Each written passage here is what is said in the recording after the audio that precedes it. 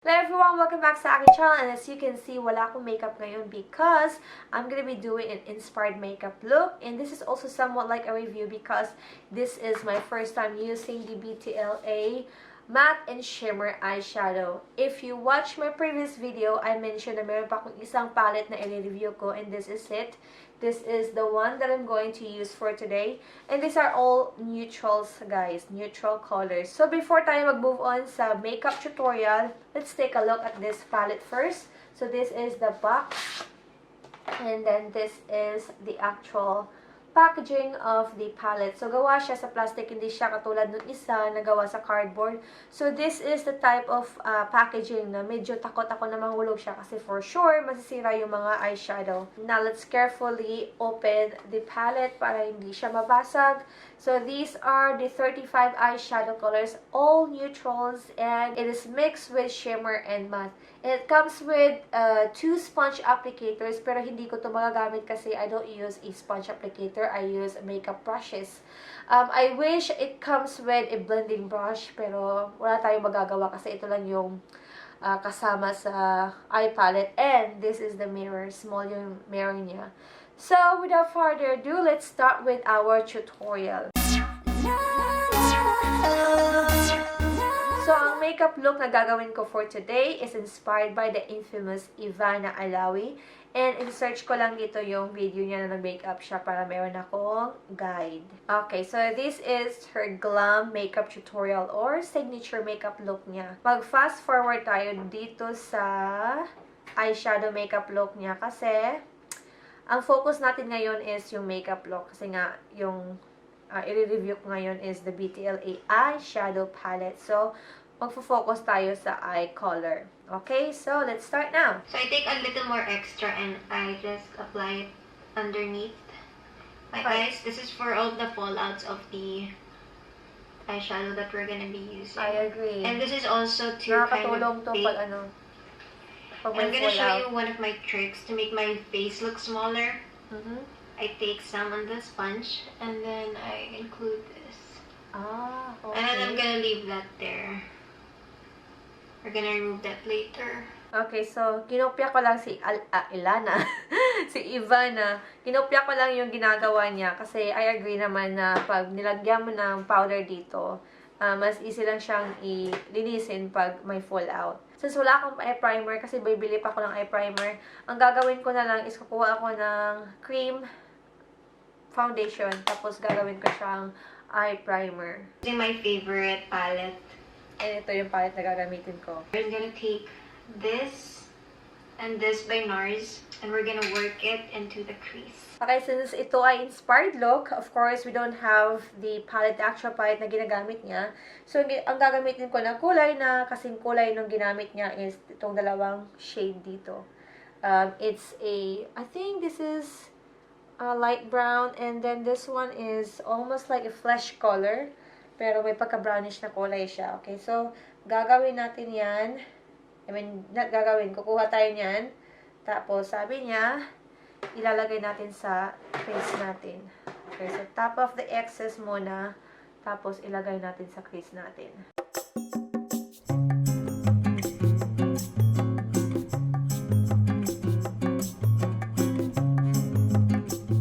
Then, sabi niya, extend daw sa outer V ng kanyang mata, which is mata natin. So, lagyan natin dito ng parang parang letter V dito sa may outer corner ng ating talukap. I'm using Luscious by the Peach palette. Okay. What I like to do is I like to take Evian and I like to spray my eyeshadow brush. Okay, sa lids naman niya, ang ginamit niya para siyang goldish na color. So, ang mas close na kulay dito is itong second na gold. Para siyang intense na gold kumpara sa first one. So, gagawin ko yan. Kukunin ko to. Pero sabi niya, babasain daw yung brush para mas kumapit yung pigment. So, gagamitin ko dito is yung Jassy na makeup fixer ko. Tapos, spray natin sa ating brush. Wait lang. Wow. Okay. So, tama na yan. eyelid. Sabi ko, ito yung pinaka-close na color. I think it's too dark kasi nung swatch ko siya, para siyang bronze na color. And yung gamit niya is parang gold. So, ito na lang ata yung gagamitin ko kasi in this tutorial, yung gagamitin ng mga shadow is andito lahat dito sa palette na to. Since wala tayo ng ginamit niya, kukuha lang tayo yung pinaka-close na kulay para ilagay natin sa ating lids.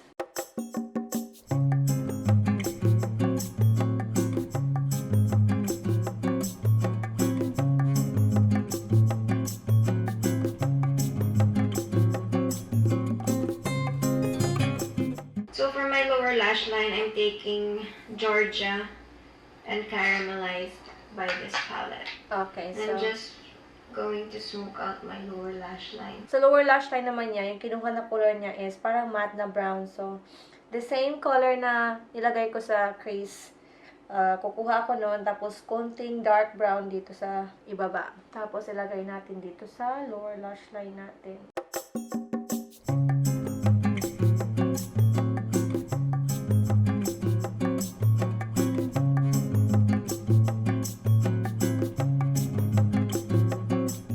Tapos, meron pa siyang kinuha na gold eyeshadow na pinatong niya sa lids niya. And wala ako nun. So, ang gagawin ko, since napaka-gold naman ng eyelids ko ngayon, kumpara sa ginamit niya, ito-tone down ko siya. Ang gagamitin ko na kulay is itong parang peachy na silver na para din gold. So, ilalagay ko yan. Ipatong ko yan sa kulay na nilagay ko kanina sa lids ko.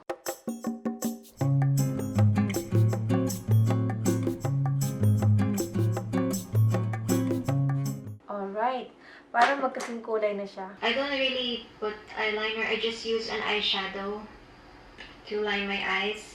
This one's by NARS again, the same palette.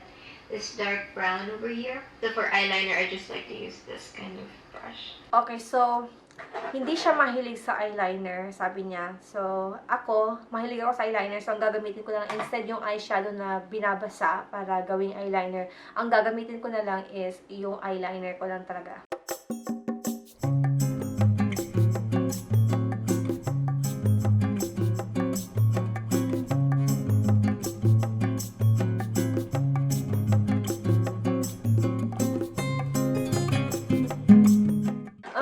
So, I think we're pretty much done with the eyeshadow. Yung highlight na lang yung kulang. So, ang gagamitin ko na highlight is, since ginamit niya is parang shimmery siya na white color. So, ang gagamitin ko na lang is itong shimmer white dito. Tapos, ilalagay ko siya sa brow bone ko. Tapos, konting-konti dito sa I think dito sa inner corner. Okay guys, so I think tapos na tayo sa makeup look, sa eye makeup look natin. Nilinisin ko lang to, tapos mag-lipstick ako, and then mag-curl eyelashes, and then I will be right back. Okay, I'm done with my full face makeup. Now, let's move on with my thoughts about the palette. So, masasabi ko lang sa kanya, pareho lang siya ng quality sa pinakauna ko na review. Powdery siya guys. I really don't like the shimmer ones. But I like the matte ones even though medyo powdery siya. Pero I like the matte ones. Very smooth yung application niya. Pinakaayaw ko lang talaga is yung shimmers nila kasi super duper powdery talaga and super messy sa face ko. If you're asking if I do recommend it, maybe 50-50, maybe not, maybe yes. It's up to you kung hindi kayo masyadong maarte sa eyeshadow palette or sa quality, then maybe I recommend it. Pero kung masyado kayong picky, and katulad ko na parang gusto ko talaga yung parang shimmer na creamy siya, hindi siya powdery. Kaysa nito, I think the quality is not really the best. If I rate it from 1 to 10, I think I rate it 7. So, I don't like it that much, pero of course, I still use it because wala akong ibang eyeshadow palette. Sa ngayon, I only have 2 palettes, so wala akong choice kundi gamitin siya. Okay, so yun lang yung video ko ngayon. I hope you like this video. I hope meron kayong natutunan sa video to. And if you have other requests, like I always say, just comment down below. Thank you so much for tuning into this video and see you next time. Bye!